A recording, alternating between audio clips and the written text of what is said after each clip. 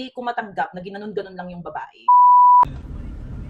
Tingnan mo, sobrang katanga mo, ganyan ka umintindi. Bobo. Nakakopal. Gago.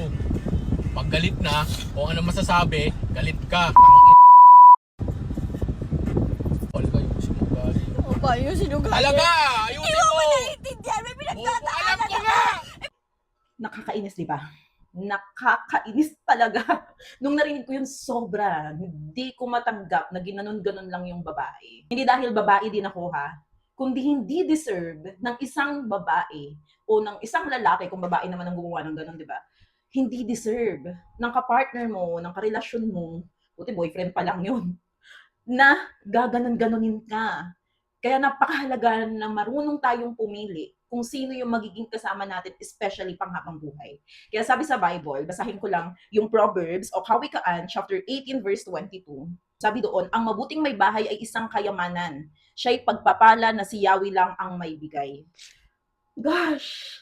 Galing kay Lord yung mabuting may bahay, ganun din yung mabuting haligin ng tahanan. Kaya we should be wise sa pagpili ng mapapangasawa sa mga single dyan. At kung meron namang mga boyfriend or girlfriend kayo na red flag na, nakikita nyo na ina-abuse na kayo physically, ina-abuse na kayo verbally, hindi mo deserve ng ganyang relasyon. Deserve mo ng relasyon na igagalang ka. Deserve mo yung relasyon na pahahalagahan ka. Deserve mo yung relasyon na consistent, na simula pa lang nanliligaw maayos hanggang sa katapusan. Kaya napakahalaga, sabi sa Bible, don't be equally yoked to the unbelievers. Kung Kristiyano ka at you are considering for someone na maging partner mo o maging asawa mo someday, pumili ka ng maayos and always be guided by the Lord. Kasi once you enter into that relationship, panghabang buhay na yan. Kaya naman, we should be wise. Kailangan maging matalino sa pagpili.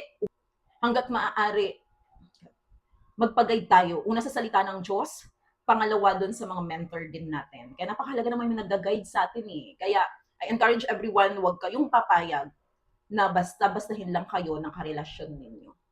Kung meron ka pang pagkakataon na mag-exit pa dyan, mag-exit ka na. Kaya kung nagustuhan mo tong video na ito, at you want ng kausap patungkol dyan sa naranasan mo, nagigigil talaga ako, alam mo na, i-DM mo lang ako. Kaya kung may kaibigan kang hulog na at alam mo namang nakikita mo yung red flag, i-share mo to doon sa kaibigan mo o kakilala mo na kailangan ng magising sa pinapasok niyang relasyon habang nag-uumpisa pa.